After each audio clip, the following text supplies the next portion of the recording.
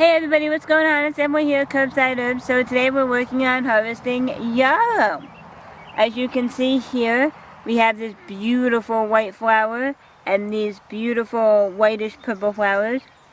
Both smell absolutely amazing. Yarrow is one of the medicinal herbs. You can use the stem or stalk. You can use the leaves and the beautiful flowers. You can use them in teas and tinctures and salves, all sorts of different things. And when you're harvesting yarrow, because of its aromatic oils, you want to harvest it after the dew dissipates and before it gets really hot.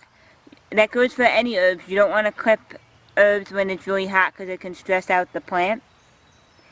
But with yarrow, you don't want to do it when it's dewy or when it's hot, because the dew and the heat bring out the aromatic oils in the plant.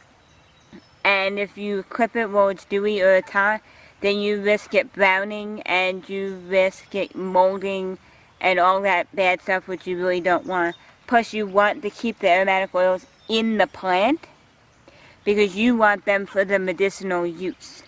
So again, don't clip when the plant still has dew on it, so wait till after the dew is dissipated and before it gets really hot. So you can do it like mid-morning before it gets too hot, or maybe depending on what time zone you're in, after dinner before the dew comes back out.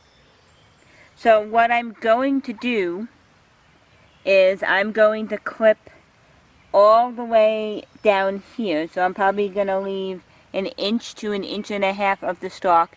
Sometimes the stalk will grow back and reflower, sometimes it won't. So you see the beautiful flower I have there. So I'm going to clip right here, just after the node, just like that.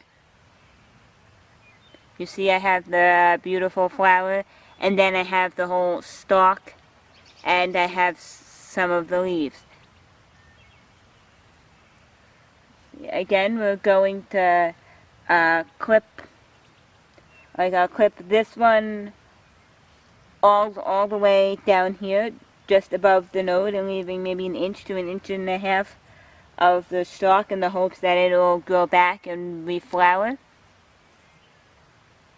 Now I'm not going to harvest all of this now.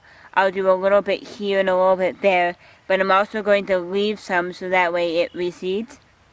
Another thing about yarrow is if you're planting yarrow, it's best to put it in a box or some sort of container because yarrow can be invasive.